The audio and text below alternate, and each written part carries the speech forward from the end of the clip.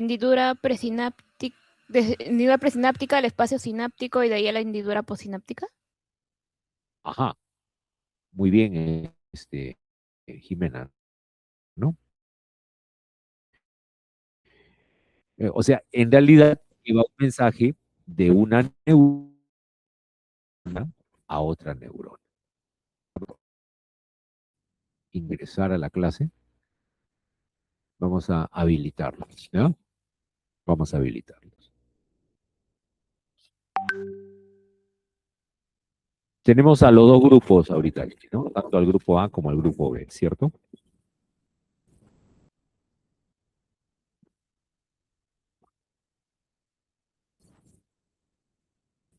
Ok.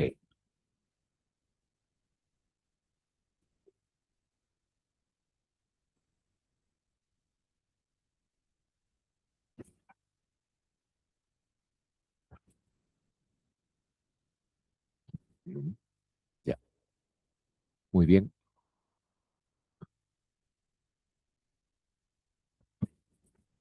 Bueno, entonces hay neurotransmisores, ¿no? Neurotransmisores. Vamos a poner aquí en, espérense, vamos a poner en presentación.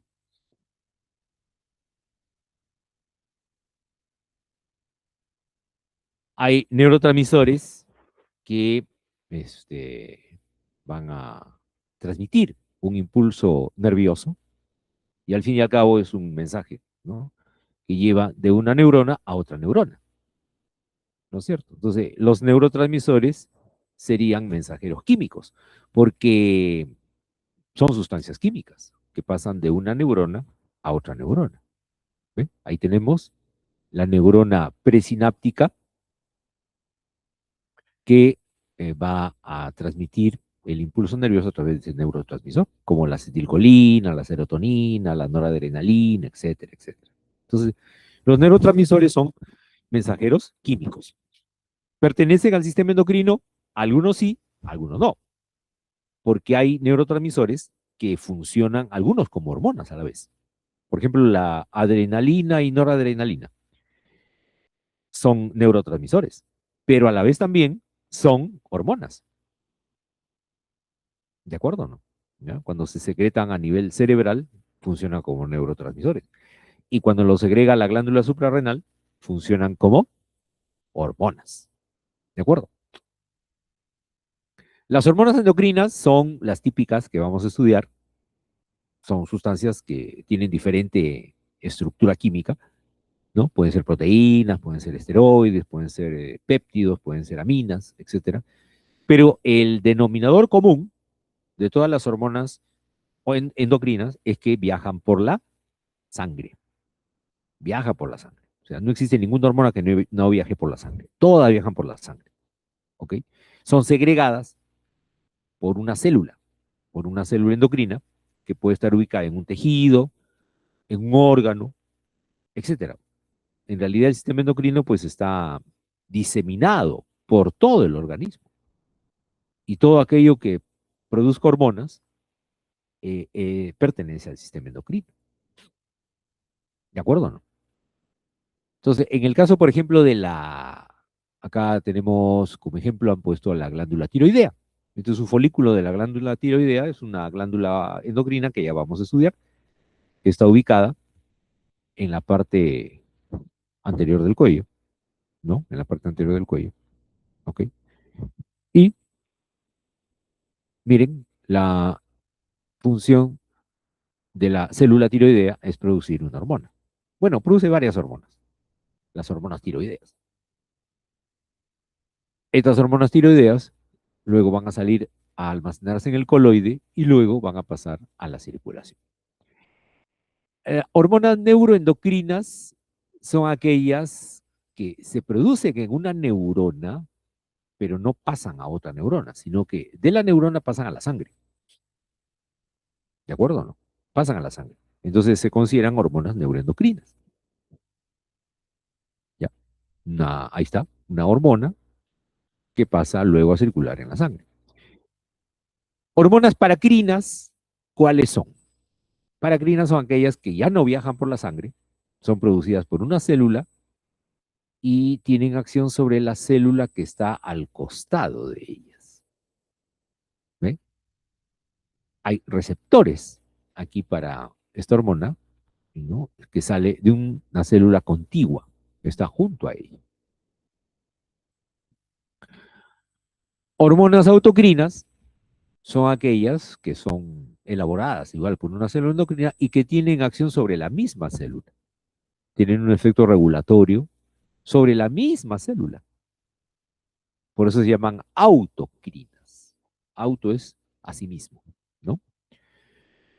Y las citoquinas, ¿no? Las citoquinas que van a tener diferentes células donde se elaboran, ¿no? Por ejemplo, los linfocitos, los adipocitos. En realidad, prácticamente todas las células del organismo producen citoquinas. ¿Ya? Estas citoquinas van a actuar ya sea en células contiguas, en células a distancia, etcétera. ¿Ya? Etcétera. ¿Ya? ¿Ok?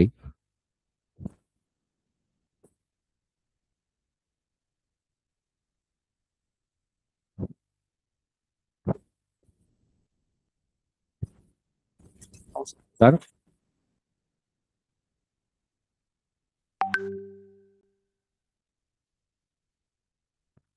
Acá tenemos, mira, como una hormona, una citoquina en este caso, producida por el linfocito, actúa yéndose a la sangre o también puede actuar sobre una célula contigua, un linfocito contiguo. O también puede actuar sobre sí mismo. Tiene un mecanismo de autorregulación. Que en el tejido adiposo también hay citoquinas que pueden ir a la sangre o pueden actuar sobre la misma célula adiposa, también con la finalidad de autorregulación. O de manera paracrina puede actuar sobre otra célula adiposa. O sea, las citoquinas en ese sentido son más versátiles, más versátiles. Pueden funcionar como hormonas autocrinas, paracrinas o endocrinas. ¿Ya? Entonces, vamos a poner algunos ejemplos. ¿Ya? Por ejemplo, ¿qué tenemos acá? Tenemos La glándula suprarrenal. la glándula suprarrenal. Muy bien. Y dentro de la glándula suprarrenal hay dos regiones, ¿no? La corteza y la médula. Dentro de la médula suprarrenal, si vamos a la parte central de la glándula, existen unas células que se llaman células cromafines. Células cromafines, ¿no? Y estas células cromafines van a producir hormonas. Van a producir hormonas. ¿De acuerdo? Ok. ¿Qué hormonas produce la médula suprarrenal?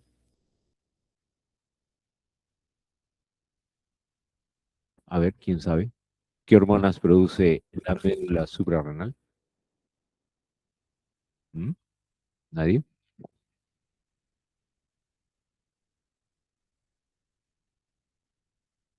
Produce, a ver, Mineralocorticoides. perdón, Mineralocorticoides. mineralocorticoides. No. ¿El cortisol? Cortisol. Tampoco. Adrenalina. Ahí está. Claro, pues acá está escrito, mira, ¿ve? Ahí está. No lo habían visto en la diapositiva. Adrenalina. ¿De acuerdo o no? Ahí está. Produce adrenalina. Y hay otra más. Otra. Noradrenalina. La noradrenalina. Así es. La noradrenalina. ¿Ok? Esas se llaman, las dos juntas, ¿cómo se llaman? Adrenalina y noradrenalina. Las dos juntas, ¿cómo se llaman? Hormonas neurotransmisoras.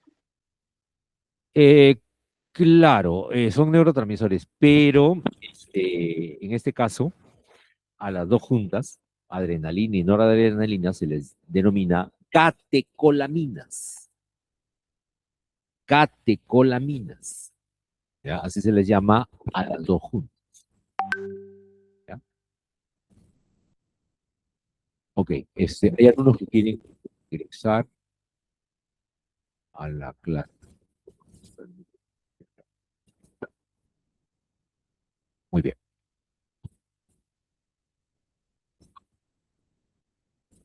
Seguimos.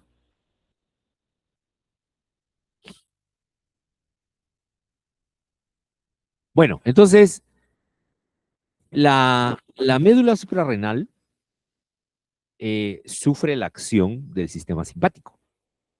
Aquí tenemos una neurona del sistema simpático que está estimulando a, a las células cromafines de la médula suprarrenal. Y al recibir el estímulo, ¿qué va a pasar? Las células cromafines van a producir adrenalina y noradrenalina. ¿De acuerdo?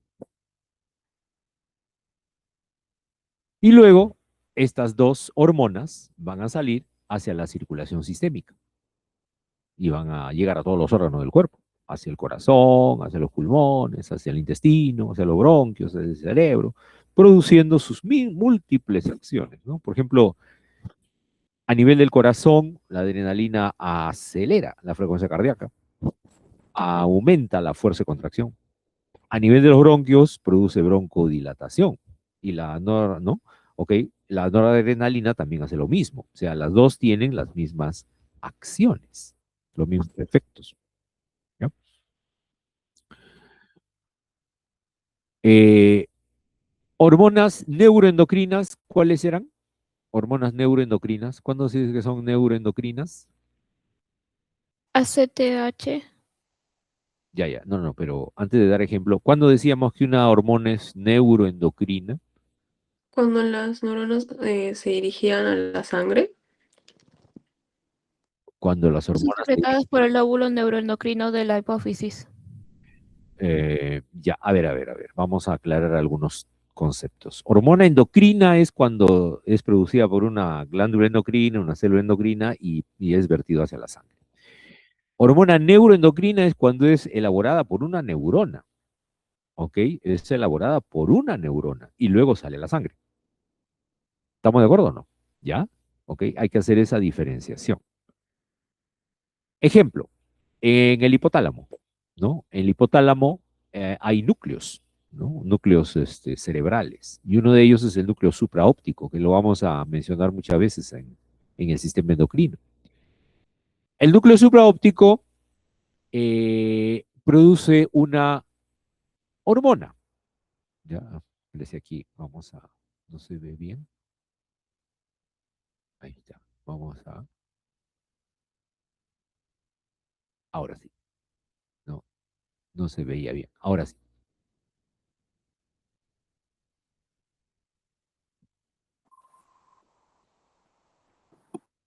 ya está. Entonces, en el núcleo supraóptico, fíjense, del hipotálamo se produce una hormona. ¿Cómo se llama? Oxitocina, Oxitocina. No, no, no, no. vasopresina, Vasopresina. ¿Ves? Acá está en la diapositiva. ¿De acuerdo? El núcleo supraóptico produce una hormona que se llama vasopresina. Y no producía la hormona antidiurética. ¿O quién produce la hormona antidiurética? A ver quién sabe.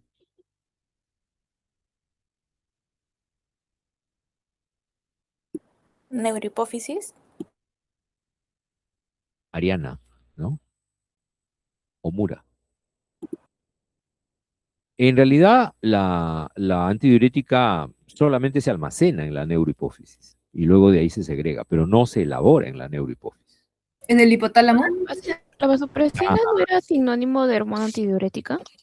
Perdón, Jimena, a ver, Jimena. ¿La hormona antidiurética y la Muy vasopresina no eran bien, sinónimos? así es, así es. Decir hormona antidiurética o vasopresina es lo mismo, ¿de acuerdo? ¿Ya? Para que no se confunda. ¿Ok? Muy bien, seguimos. Entonces, la vasopresina, o ya hemos visto que también se llama hormona antidiurética, Podemos ponerlo acá para que no se confundan, ¿ya? ¿Qué les parece? ¿Ya? Vamos a agregar esto.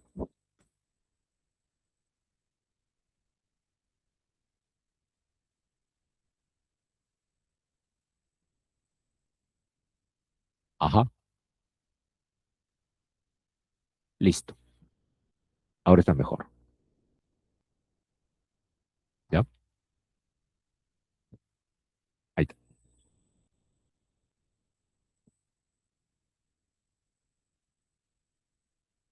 Entonces, a la vasopresina también se le llama, ¿cómo se le llama? ADH, que es la abreviatura de hormona antidiurética, ¿ya? Cuyo efecto es ir al riñón y reabsorber agua, ¿no? Reabsorber agua. Una vez que se produce una vez que se produce la ADH en en el núcleo supraóptico, viaja por las terminales axónicas de estas neuronas del núcleo supraóptico y llega hasta la neurohipófisis, ¿ya? La hipófisis tiene dos partes, ¿se acuerdan? La parte anterior es la adenohipófisis y la parte posterior es la neurohipófisis, ¿de acuerdo? Neurohipófisis, ¿ya? En la neurohipófisis, en la neurohipófisis tenemos hormonas, pero que no se producen ahí, solamente se almacenan. Es el caso de la ADH o vasopresina y el otro es el de la oxitocina, ¿ya? Y cuando el organismo lo necesita, son segregadas hacia la circulación y salen, ¿no? Salen de la hipófisis hacia, en el caso de la hormona antidiurética, ¿a qué órgano se dirige? A ver, por la sangre, ¿hasta qué órgano llega? ¿Hasta los riñones? Ah, hasta los riñones. Muy bien, Irma, ¿no? Irma Chávez. Hasta los riñones. En los riñones, a nivel del tubo colector, ¿no? Que es la parte final del nefrón, túbulo distal y túbulo colector, existen unos transportadores de agua que se llaman acuaporinas. Acuaporinas. Y existe la acuaporina P1, que es la en la cual actúa mejor la ADH. ¿Qué hace la ADH? Llega y apertura esta acuaporina. Porque normalmente cuando no hay ADH está cerrada. Está cerrada. Llega la ADH y se abre. Y al abrirse, ¿qué ocurre? El agua que está yéndose con la orina, acá en el centro se está yendo con la orina, se reabsorbe hacia la sangre. Se recupera hacia la sangre. ¿Ok? Entonces, de esa manera, ahorramos agua. Esa es la acción de la hormona antidiurética. ¿Ok? Y en la adenipófisis, a ver quién me dice, en la adenipófisis, ¿qué hormona se produce? Las somatotropinas, las gonadotropinas y... Ay, Ya, muy bien, Jimena. también está la prolactina Ah, y... muy bien. Me olvidé el resto. No te preocupes, está muy bien. Jimena dice que se produce la somatotropina, las gonadotropinas, la prolactina también, ¿no? Y otras más que ahorita vamos a ver. Jimena, la somatotropina, bueno, ese término ya no se usa mucho, es un término antiguo, ¿no? Ahora más se le llama hormona de crecimiento, ¿ya? GH, hormona de crecimiento. Pero si tú revisas libros antiguos, se le denomina, pues, somatotropina, somatotropina, ¿ya? Uy, esto se desconfiguró. A ver,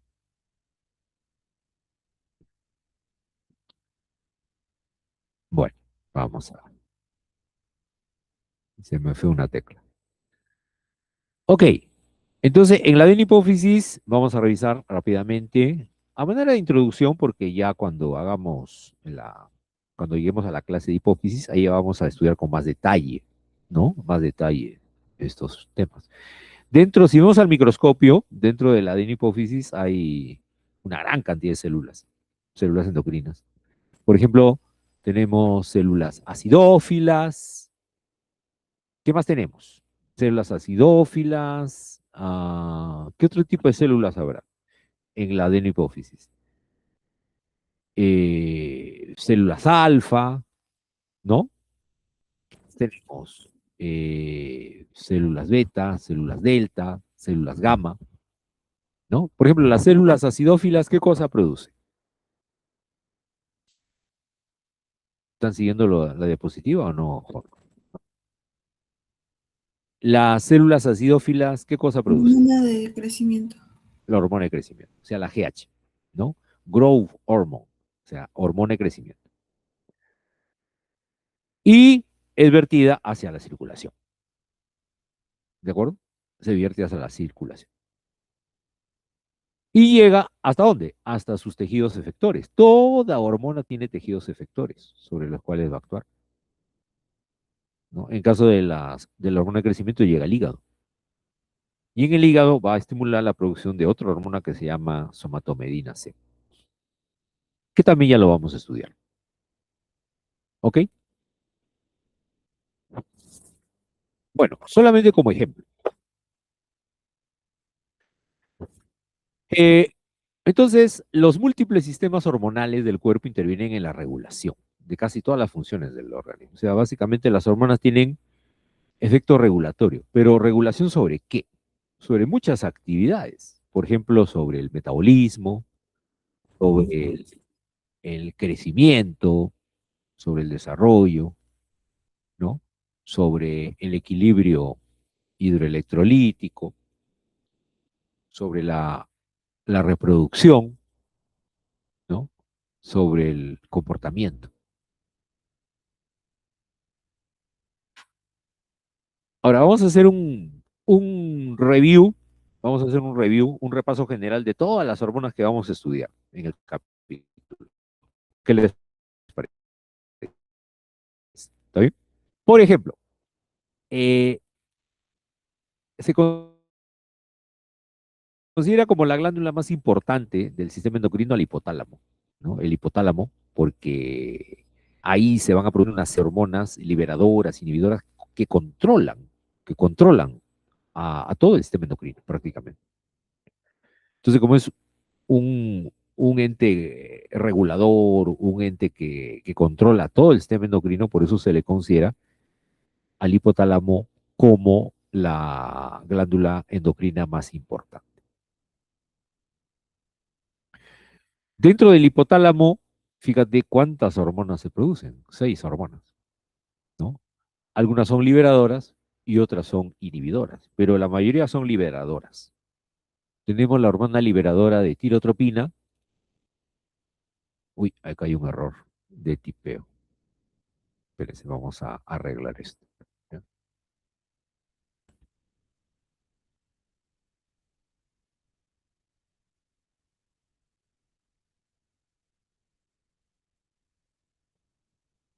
Ya, ahora sí, está mejor. Un pequeño error de tipeo ahí. ¿Ya? Ahora sí. Entonces dijimos que en el hipotálamo hay 6 hormonas que se producen, ¿no? La hormona liberadora de tirotropina que llega a la hipófisis y provocará la liberación de TSH, ¿no? Luego, la hormona liberadora de corticotropina que también llega a la hipófisis y produce la liberación de ACTH. En tercer lugar tenemos la hormona liberadora de la hormona de crecimiento, que también llega a la hipófisis y produce la liberación de hormona de crecimiento. ¿Sí? ¿Ok? ¿Me escuchan bien, jóvenes? ¿O hola? Sí. Sí se escucha bien, ¿no? Ya. Luego tenemos la hormona inhibidora de la hormona de crecimiento. Hay una que estimula y otra que inhibe. La hormona inhibidora se llama somatostatina. La siguiente es la hormona liberadora de gonadotrofinas, que produce la liberación de FSH, LH. Y tenemos finalmente el factor inhibidor de prolactina, que inhibe a la dopamina. La hipófisis, bueno, en la adenohipófisis hemos visto que se produce la hormona de crecimiento, la hormona TSH, hormona tiroestimulante, la corticotropina o ACTH, la prolactina, la hormona estimulante del folículo, la FSH, y la hormona luteinizante, que es la LH. ¿No? Y en la neurohipófisis, ¿cuántas hormonas se elaboran? Acá aparecen dos, pero en realidad ninguna de las dos se produce en la neurohipófisis. Por eso que hay un asterisco, ¿ya? Un asterisco. ¿Qué significa? Que aquí solamente se almacenan, más no se producen. Estas hormonas, ¿dónde se elaboran? En el hipotálamo. ¿Ya? ¿Cuáles son? La hormona antidiurética o vasopresina, ya lo dijimos, y la oxitocina. Que la oxitocina regula las contracciones uterinas durante el parto en la mujer. Luego tenemos la glándula pineal. La glándula pineal, que es el tercer ojo que le llaman, produce una sola hormona, la melatonina, que regula el ciclo de sueño-vigilia, ¿no? O sea, nos hace dormir en la noche y nos despierta en la mañana. ¿Qué más tenemos? La glándula tiroides. La glándula tiroides que produce tres hormonas, la T4 o tiroxina, la T3 o triiodotironina y la calcitonina. Calcitonina. ¿Cuántas hormonas hasta el momento van? Si contamos todas las hormonas que estamos mencionando, ¿cuántas hay hasta el momento? 18. 18 hormonas. Van 18. Muy bien. Luego tenemos las paratiroides. Las paratiroides que producen una sola hormona, la hormona paratiroidea o PTH, que básicamente regula el metabolismo del calcio y el fósforo. Luego tenemos el timo. El timo también produce hormonas que están destinadas básicamente a la maduración de los linfocitos, ¿no? Ahí tenemos la timopoyetina, la timulina, tenemos la timosina, el factor humoral tímico. Tenemos el corazón. ¿Tú sabías que el corazón produce una hormona? ¿Alguien sabe? El corazón produce una hormona. ¿Cómo se llama?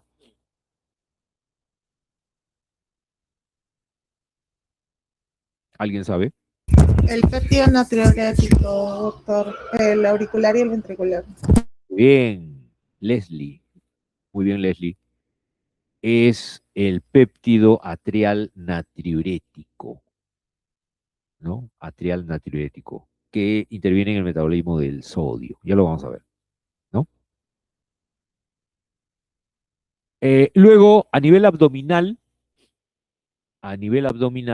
tenemos, por ejemplo, el estómago. ¿Sabían ustedes que el estómago produce hormonas?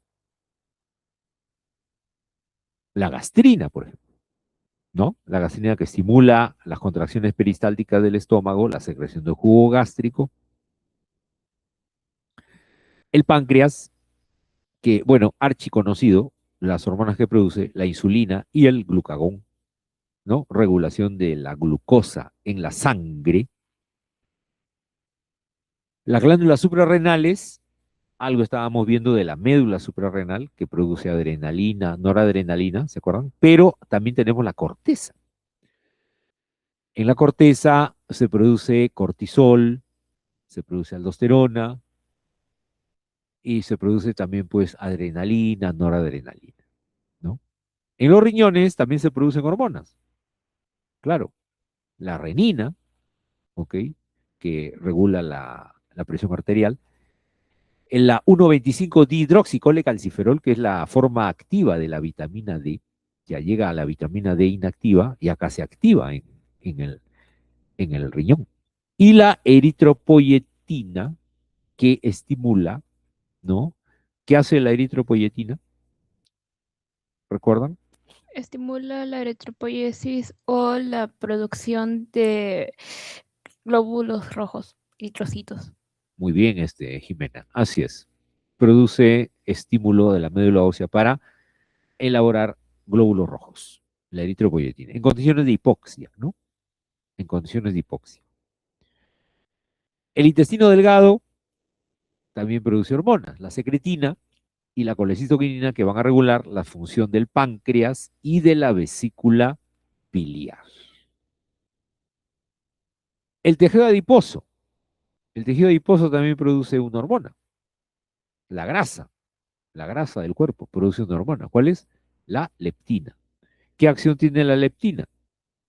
La leptina básicamente produce sensación de saciedad, o sea, corta el apetito.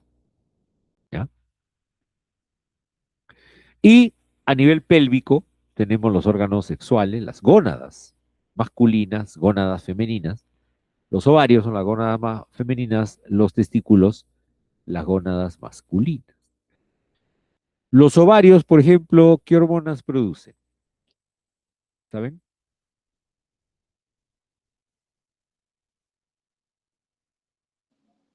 Estrógenos y progesterona.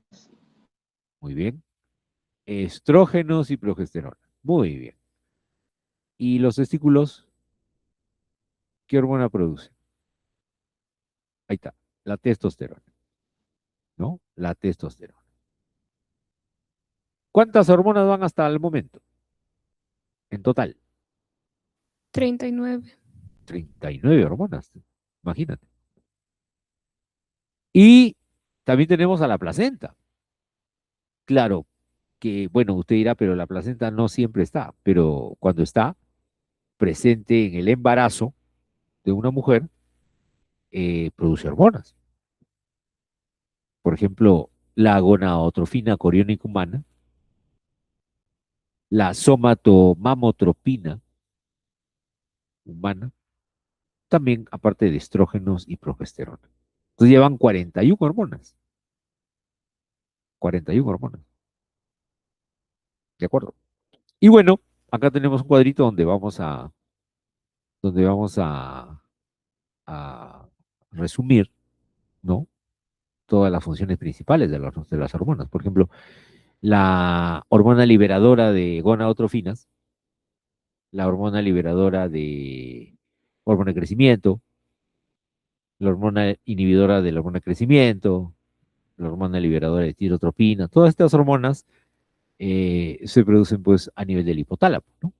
La hormona liberadora de la hormona de crecimiento estimula y la inhibidora inhibe. ¿A quién? A la hormona de crecimiento, ¿no? Tenemos una hormona producida en el hipotálamo que actúa sobre otra hormona producida en la hipófisis. Su función estimula el crecimiento corporal. A nivel del hígado, estimula la secreción de IGF-1, que es el factor parecido a la insulina, ¿no? O factor de crecimiento insulínico de tipo 1. Estimula la lipólisis. Inhibe la acción de la insulina. Por eso que la hormona de crecimiento tiene un efecto diabetógeno. Efecto diabetógeno. Porque va a elevar la glucosa en la sangre. Eleva la glucosa en la sangre. Es hiperglicemiante. Hiperglicemiante. ¿Ok? No estimula el crecimiento directamente, a pesar que su nombre de la hormona es del crecimiento, pero lo hace a través de la secreción de IGF-1. Quien va a actuar luego sobre los huesos, los músculos, es el IGF-1. ¿Ya?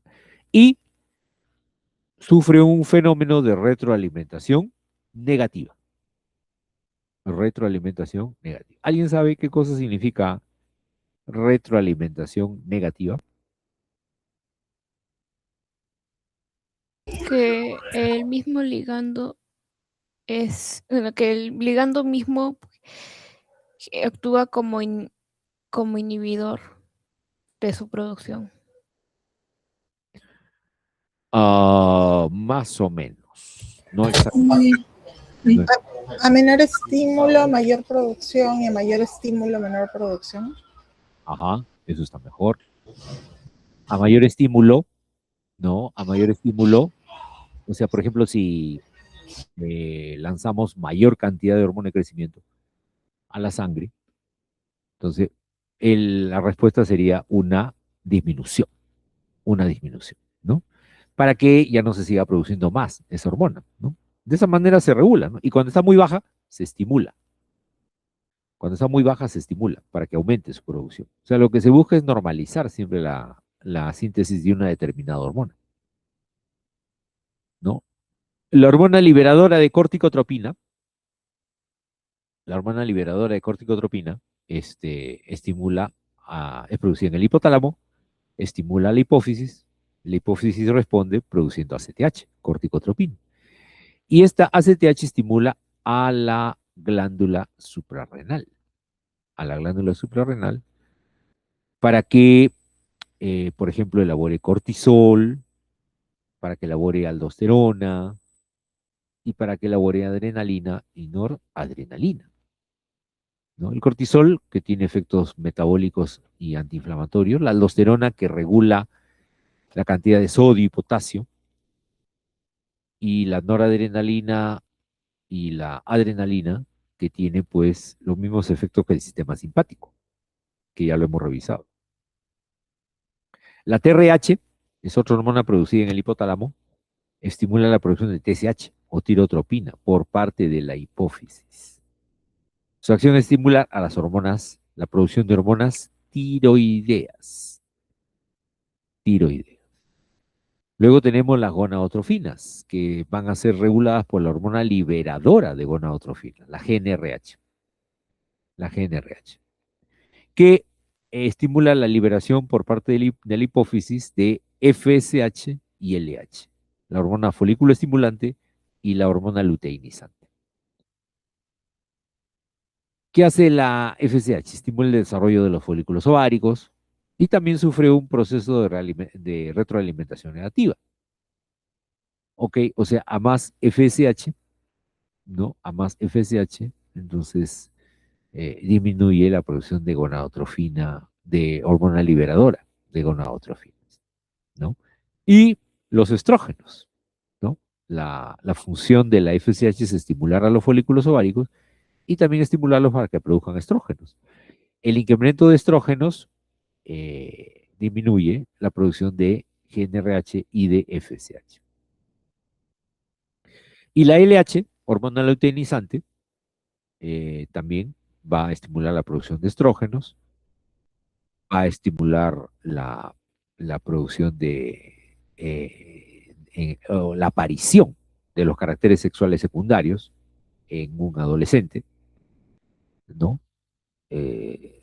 La progesterona estimula la secreción de leche por parte de la mujer embarazada, en la parte final del embarazo, y todo el aparato secretor de la mama, ¿no?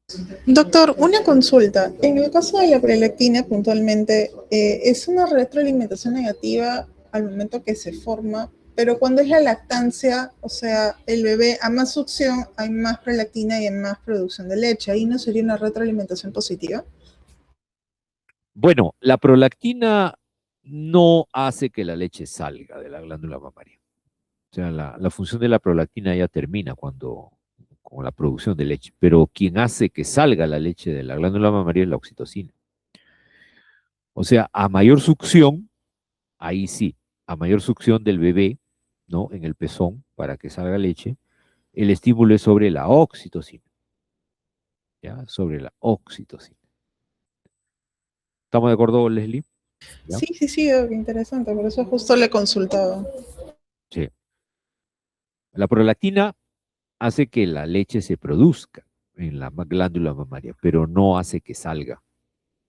Quien hace que salga es la oxitocina, porque la prolactina actúa sobre los acines mamarios donde se elabora la leche.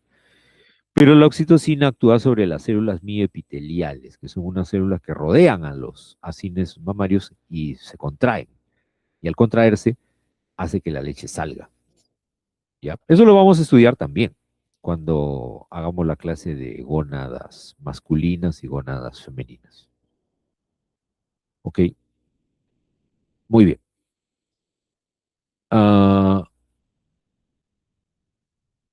Entonces, para este lado izquierdo tenemos las hormonas hipofisiarias.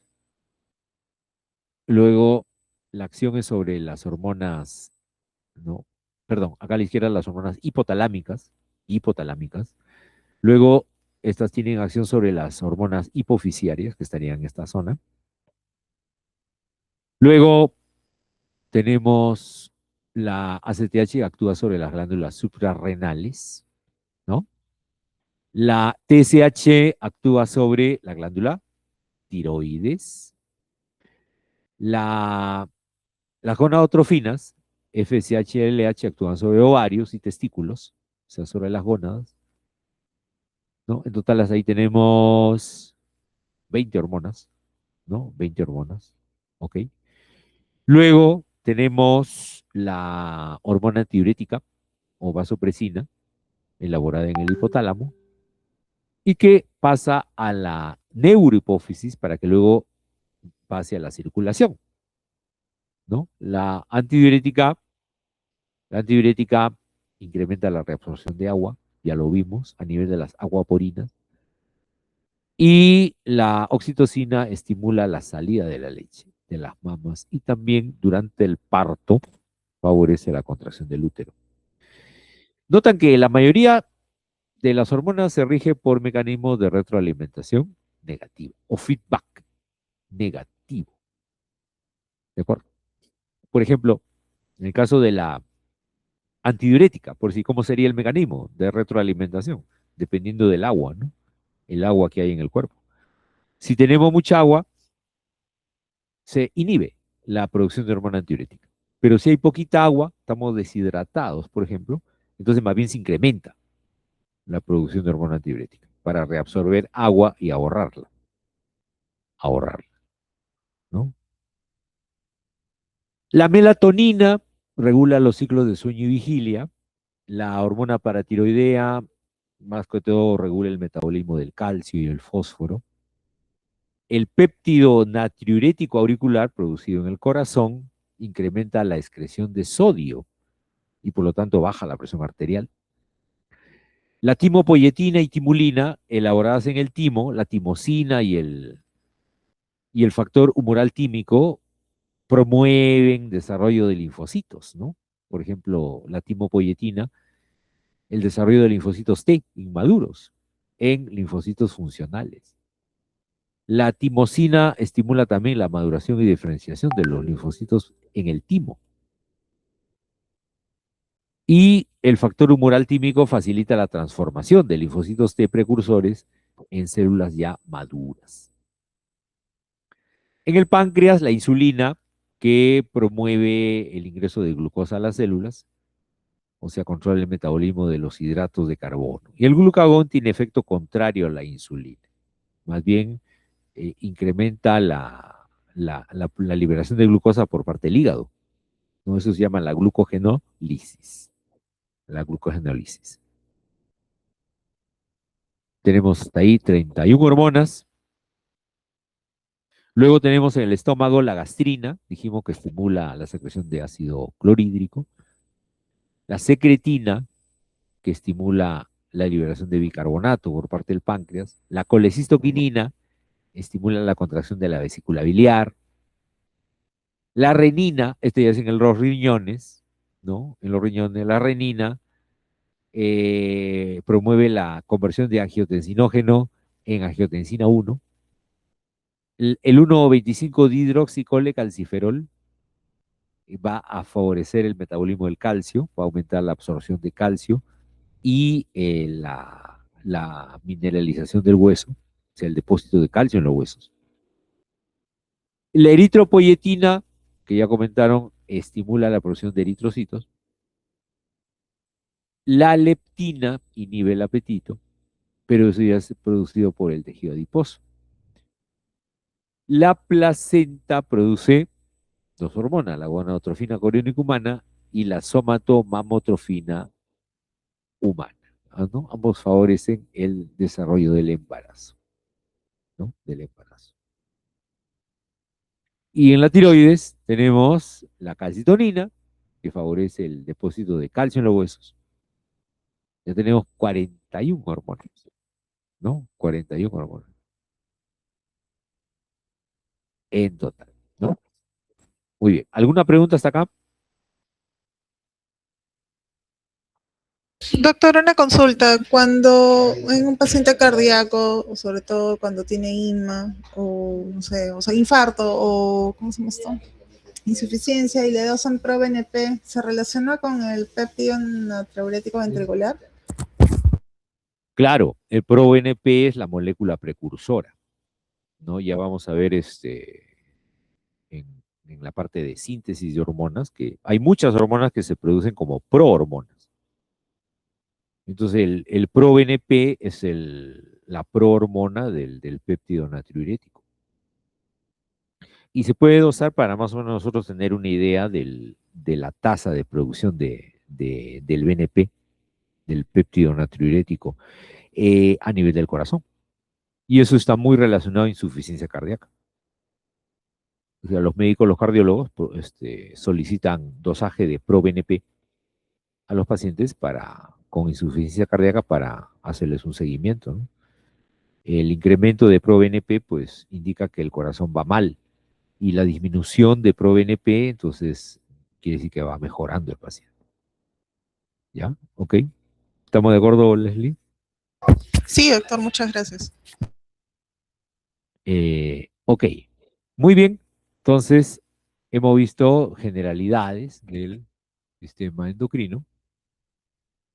Ya, vamos a ver ahora. Vamos a continuar. Vamos a ver ahora un poquito lo que es síntesis y almacenamiento de hormonas. ¿Ya?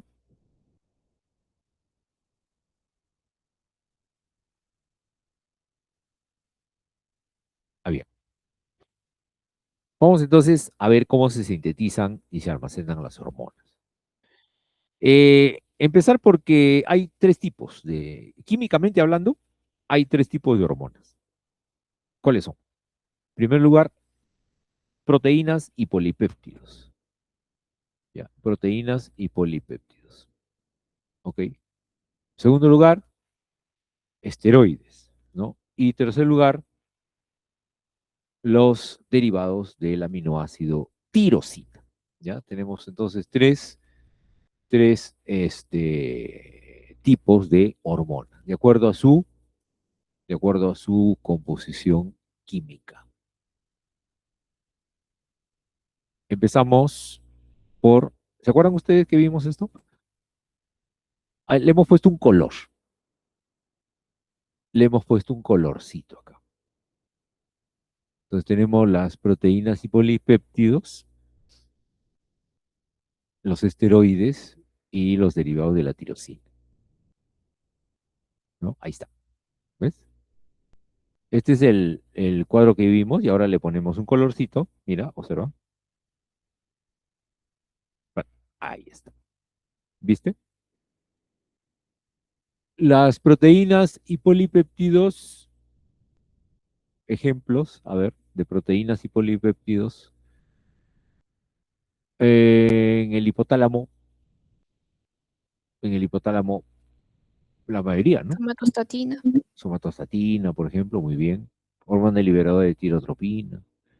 En la adenohipófisis, hormona de crecimiento. Mira, todas las hormonas de la adenohipófisis y de la neurohipófisis son proteínas y polipéptidos. En la paratiroides también, en la tiroides la calcitonina, en el timo, todas las hormonas, en el corazón, el péptido natriurético también es un péptido, en el estómago la gastrina, en el páncreas, en el intestino, en el tejido adiposo, todos son proteínas o polipéptidos. Esteroides, a ver, ejemplo de esteroides,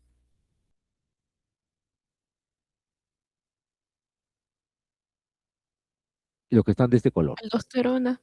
Aldosterona, cortisol también, ¿no? ¿Qué más? Los estrógenos, progesterona. Estrógenos, progesterona, la testosterona también, ¿no? Son esteroides, muy bien.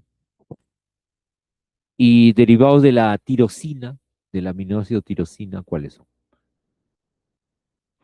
Adrenalina. Adrenalina, acá está, muy bien. Noradrenalina. ¿Qué más? Dopamina. Dopamina, muy bien, que es el factor inhibidor de la prolactina. ¿Qué más? Bueno, las catecolaminas que había mencionado Las anteriormente. catecolaminas, que son, ya lo dijeron, adrenalina y noradrenalina. Y tenemos también las hormonas tiroideas, T3 y T4. ¿Ya? T3 y T4. Muy bien. Entonces, vamos a empezar por las hormonas que son proteínas y polipéptidos, ¿no? Casi todas las hormonas, como ustedes han visto, la gran mayoría de hormonas son proteínas o polipéptidos, ¿no? La gran mayoría. Estas proteínas o polipéptidos están formados todos por aminoácidos, ¿no? Dependiendo del número de aminoácidos que contenga la molécula, se va a considerar o bien una proteína o bien un polipéptido. ¿Cuándo decimos que es proteína o cuándo decimos que es polipéptido? Ustedes están llevando bioquímica, ¿no? Entonces, ¿cuándo decimos que es una cadena de aminoácidos, es una proteína? ¿Y cuándo decimos que una cadena de aminoácidos es un polipéptido? ¿Alguien sabe?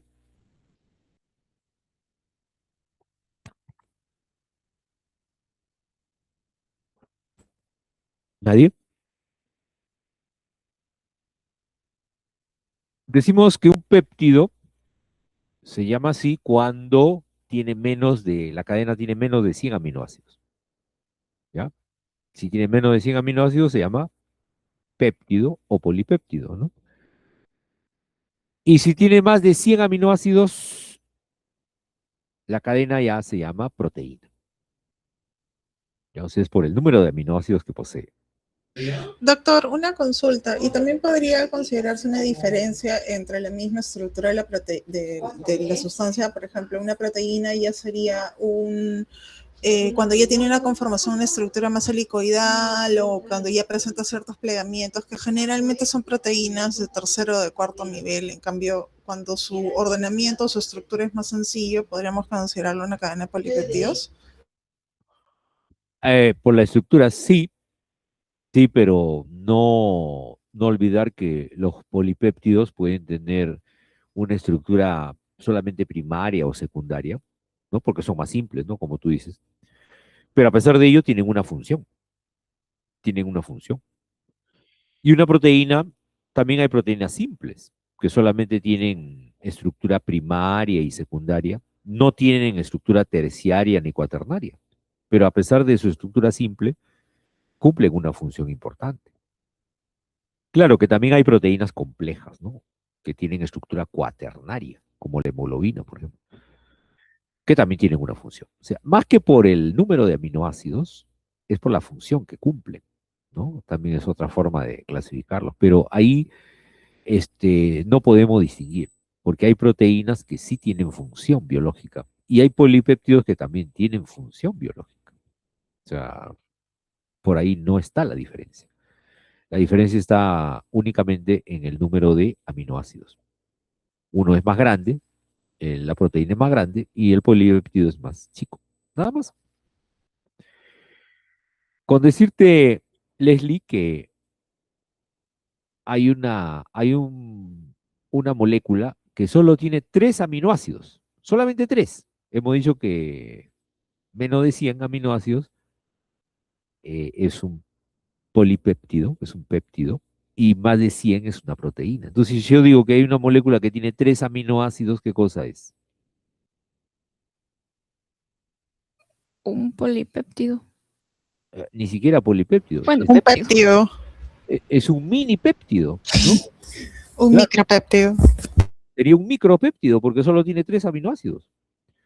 Y ese es el caso de la hormona, ahí lo están viendo ustedes en la diapositiva, ¿no? ¿Ven que hay 3 aminoácidos? Mira, uno, dos, tres. Solo 3 aminoácidos tiene. Y es una hormona. Se llama la hormona liberadora de tirotropina, que es producida en el hipotálamo. Función importantísima. Porque esta hormona liberadora de tirotropina se va a la hipófisis y estimula la producción de TSH. Importantísima. A pesar que solo tiene 3 aminoácidos. ¿De acuerdo? Claro que hay también proteínas, ¿no? Por ejemplo, grandes, ¿no? Por ejemplo, acá mira, cada cuadradito es un aminoácido. Desde que tenía solamente 3, pasamos a esta otra hormona que mira, ¿cuántos aminoácidos tiene? Uf, tiene más de 200 aminoácidos. ¿Se dan cuenta? La hormona de crecimiento, por ejemplo. La hormona de crecimiento tiene más de 200 aminoácidos. Entonces es una proteína grande, pero también tiene funciones. ¿Ves? Todos tienen función. Tanto los péptidos, los polipéptidos, las proteínas, todos tienen función. Entonces, la diferencia es básicamente el número de aminoácidos. Número de aminoácidos. ¿De acuerdo? Y bueno, las hormonas, pues, ya sean chiquitas, grandes, todas las hormonas circulan, ¿dónde? En la sangre. ¿No es cierto? Salen a la sangre. La hormona liberadora de tirotropina, por ejemplo, es producida en el hipotálamo, sale a la sangre. La hormona de crecimiento, ¿dónde se produce? Vamos, jóvenes. La hormona de crecimiento, ¿dónde dijimos que se produce? ¿Hipotálamo? En el hipotálamo. No. ¿Cómo que en el hipotálamo? En la hipófisis. Yanela, muy bien. La hipófisis, en la adenhipófisis, en las células acidófilas, ¿se acuerdan? Muy bien. Entonces salen a la circulación, llegan a la célula efectora, a la célula blanco, donde tienen receptores. Ya vamos a hablar de receptores de hormonas. Pueden estar en la membrana, pueden estar en el citoplasma, pueden estar en el núcleo. La cosa es que estén en la membrana, donde estén, llevan un mensaje. Ese mensaje finalmente llega hasta el núcleo de la célula, hasta el ADN de la célula efectora y producen modificaciones, ¿no? El ADN sufre un proceso de transcripción y se convierte en ARN. Se convierte en ARN, ¿no? Y el ARN, mensajero, en este caso, llega hasta los ribosomas, ubicados en el retículo endoplasmático rugoso, ¿no? Y va a estimular la síntesis de proteínas. La síntesis de proteínas. ¿Ya? Ok. Esta proteína que se libera, primero es una prehormona. Algunas hormonas se liberan tal cual, otras se elaboran como prehormona.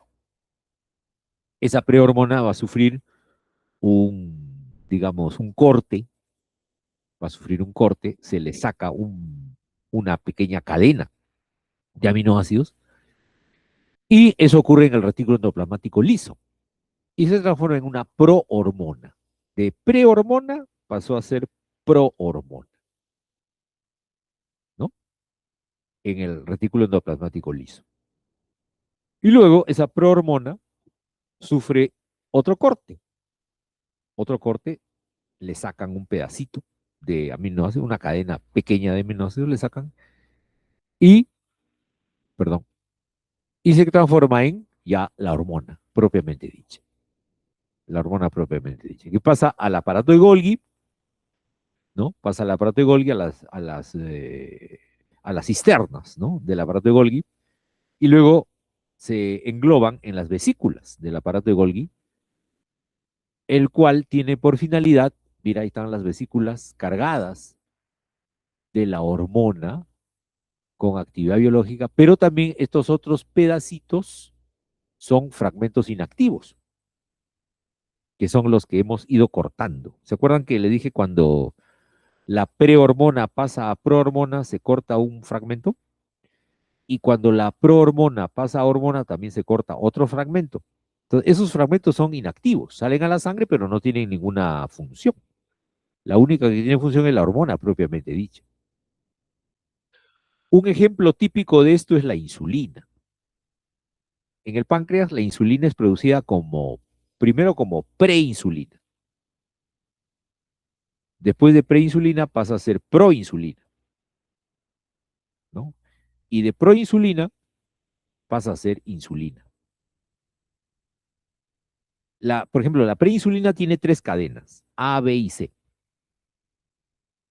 Entonces se corta, cuando va a pasar de preinsulina a insulina, se corta el péptido C.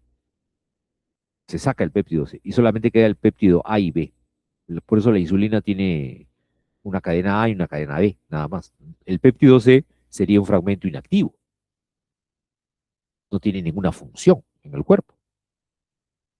Pero sí tiene un valor diagnóstico. En el caso, por ejemplo, del péptido C. Porque los médicos, por ejemplo, solicitan bastante en los pacientes diabéticos el dosaje del péptido C. ¿Por qué creen ustedes que el médico pedirá dosaje de péptido C?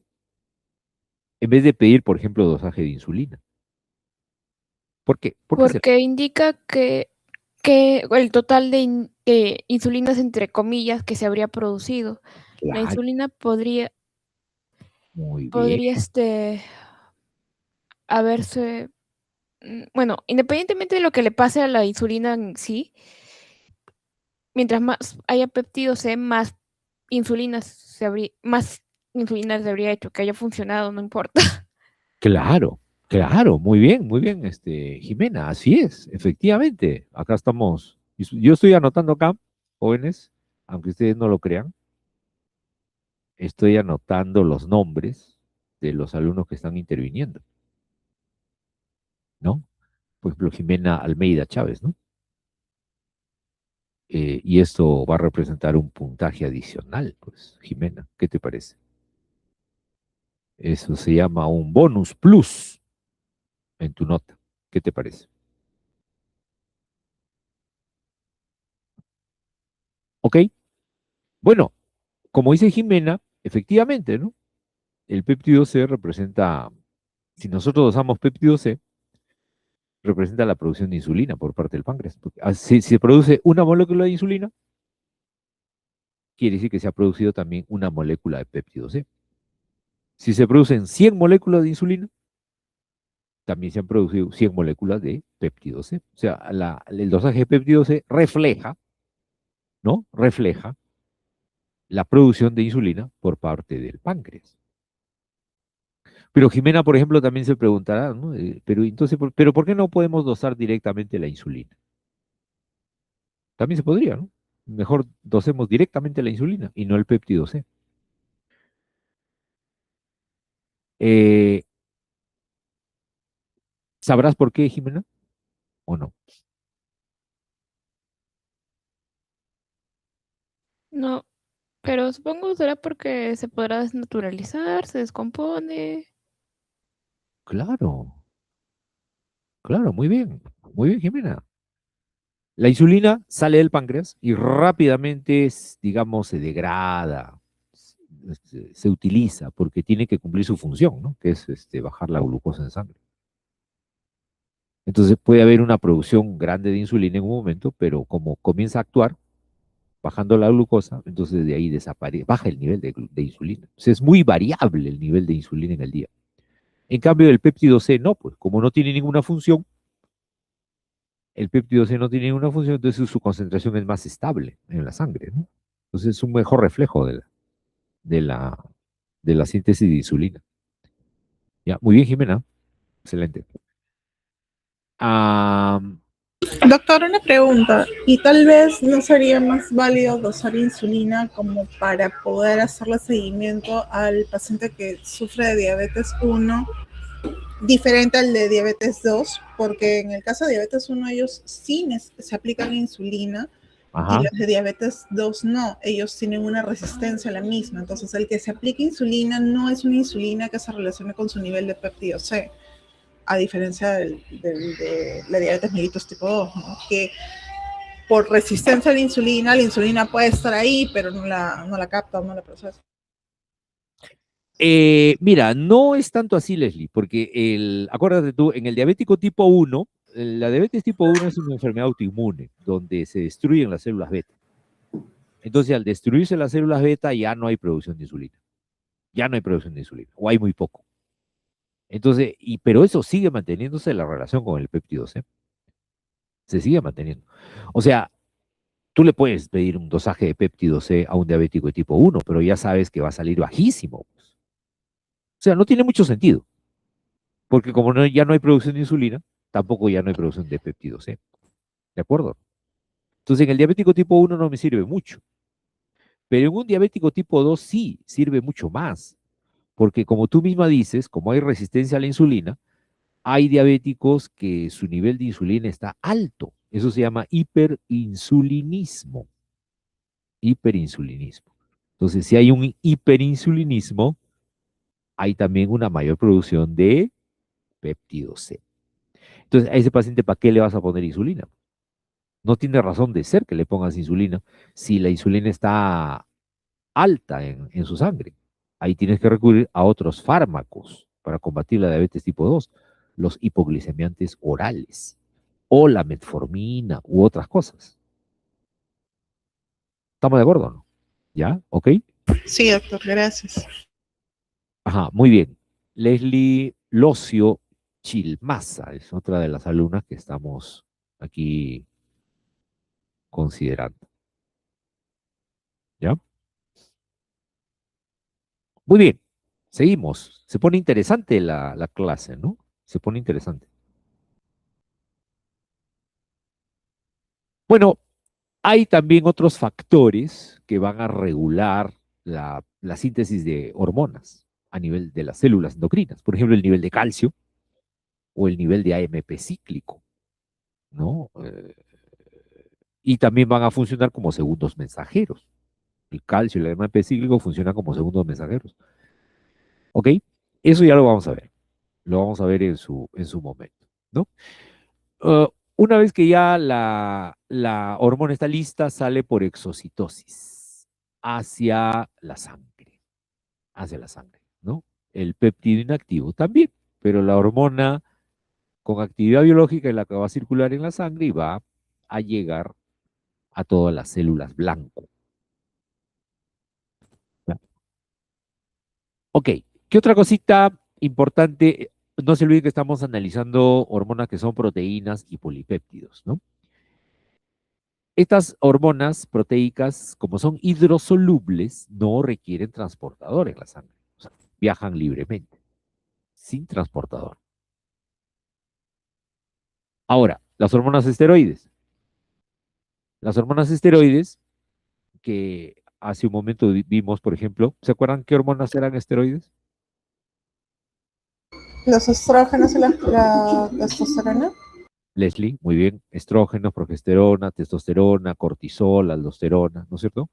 Todos los esteroides, eso sí, grábense los jóvenes, todos, absolutamente todas las hormonas esteroides de nuestro organismo provienen de una sola molécula que le da origen a todos ellos. ¿Cuál es? El, Colesterol. el colesterol. Muy bien. Todas, ¿ah? Todos los esteroides provienen del colesterol. Absolutamente todos. O sea, cortisol, aldosterona, lo que dijeron, ¿no? Estrógenos, progesterona, testosterona, todos provienen del colesterol. ¿Ya? Ese es un dato muy importante. El colesterol, hay dos tipos de colesterol. El colesterol exógeno y el endógeno, ¿no? El endógeno se produce en el hígado y el exógeno es el que entra con los alimentos, cuando te comes grasas, ¿no? De origen animal.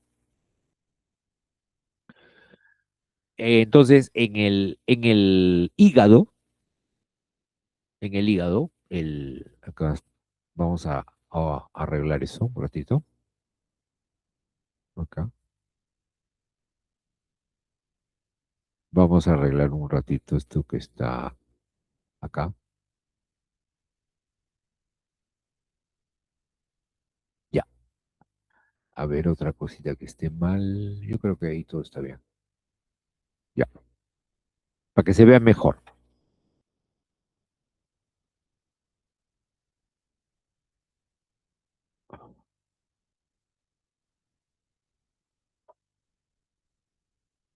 A ver cómo quedó. Ya. Entonces, el colesterol entra al hígado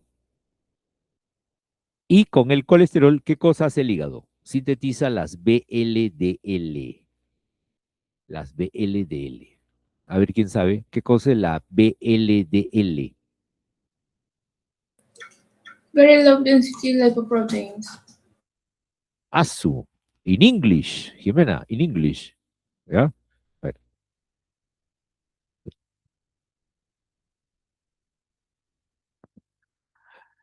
¿Cómo dijiste, Jimena? ¿Puedes repetir? Me gustó, ¿ah? A ver.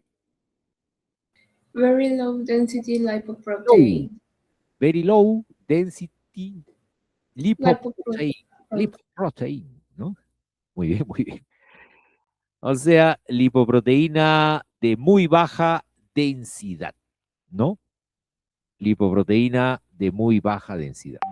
VLDL. Rica en colesterol. Rica en colesterol, ¿no?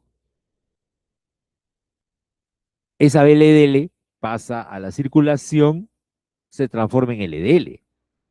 A ver, Jimena, ¿qué cosa es LDL? Low density lipoprotein. Low density lipoprotein, o sea, lipoproteína de baja densidad, ¿no? Tiene también una alta cantidad de colesterol y llega hasta las células blanco. La célula blanco, por ejemplo, puede ser la célula el endotelial de una arteria, por ejemplo. Por endocitosis engloba la LDL, ya que hay unos receptores, ¿no? Para B100. Ya eso vamos a estudiar también, receptores para B100, que es una APO que se encuentra en la superficie. Ven como un triángulo, no sé si se ve jóvenes, un triangulito acá encima de la LDL. ¿Se ve o no? Creo que no se ve. ¿Sí? Sí se ve, doctor. Ah, bacán, bacán, bacán. Ya, este triangulito es la ApoB100. La ApoB100 es la que le permite fijarse, unirse a la LDL a los tejidos donde va a depositar el colesterol. Y los tejidos lo reconocen a la LDL por la ApoB100. Lo reconocen y la endocitan, la engloban y la introducen dentro de la célula. ¿Ves? Revestido con unas proteínas que se llaman clatrinas. Clatrinas. Y luego, fíjate, se descomponen las clatrinas, la LDL queda libre y luego, fíjate lo que va a ocurrir, se desdobla también la LDL en colesterol, libera el colesterol, libera la ApoB100, libera triglicéridos, también que trae fosfolípidos en diferentes proporciones. Pero el colesterol, mira lo que ocurre con el colesterol. El colesterol va a ser transformado en pregnenolona. Pregnenolona. ¿Ya? Otra vía este es el colesterol exógeno, ¿no? Que viene por decirte de la alimentación. Pero hay una vía endógena de síntesis de colesterol, donde a partir de acetilcoenzima A, ¿no? La acetilcoenzima A, que es la molécula que entra al ciclo de Krebs, en vez que se meta al ciclo de Krebs, la acetilcoenzima A se transforma en, en colesterol y de ahí se da origen también a pregnenolona. O sea, hay dos tipos de colesterol. El exógeno, que viene con la alimentación, y el endógeno, que se forma a partir de la acetilcoenzima. ¿Ya? Y luego, ¿qué pasa con la pregnenolona? ¿Qué pasa con la pregnenolona? Dependiendo, por ejemplo, si está en la glándula suprarrenal, se transforma en